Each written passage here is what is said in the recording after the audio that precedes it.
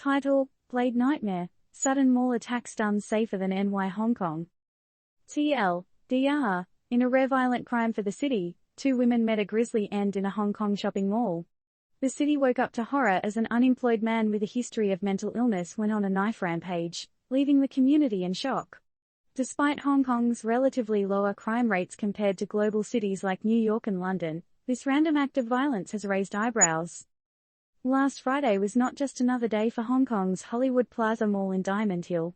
As shoppers wandered aimlessly around the mall, buying things, enjoying food, and making memories, little did they know that their peace was about to be shattered. In a scene straight out of a horror movie, an unidentified man, reportedly 39 and unemployed, launched a frenzied attack on 2 young women. Can you imagine the terror as a regular shopping trip turns into a fight for survival? The women, aged 22 and 26, were found with multiple stab wounds, bleeding profusely. Despite being rushed to the hospital, they tragically couldn't make it.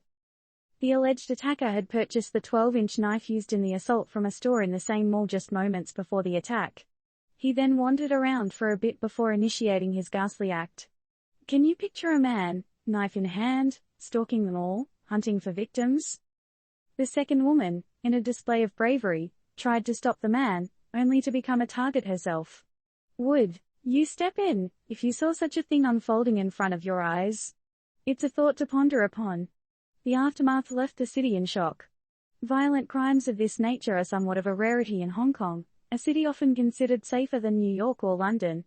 A wave of sorrow swept across the city as members of the public paid tribute to the victims by leaving floral arrangements at the scene. Hong Kong's leader, Chief Executive John Lee, expressed sadness over the incident and sent condolences to the families of the deceased. Lee, once a police officer, also urged citizens to refrain from sharing the horrifying footage of the attack online. He further encouraged those experiencing emotional distress to seek professional help, emphasizing that it's an isolated case. But, is it really? Can such acts truly be isolated? The suspect, who is said to have a history of mental illness, has been arrested on suspicion of murder. As Hong Kong picks up the pieces and tries to understand the motives behind such a brutal act, it's a grim reminder of the delicate balance of our society. How do we protect ourselves from the unpredictability of such violent acts?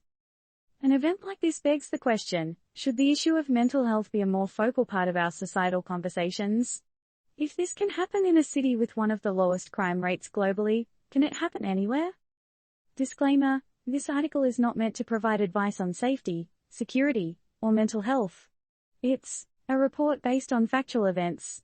If you or someone you know is dealing with mental health issues, seek professional help. So, readers, here's your thought-provoking nugget: how does a city renowned for its safety deal with a random, violent act like this? And how does it impact your view of safety in your own cities? Drop your thoughts in the comments below.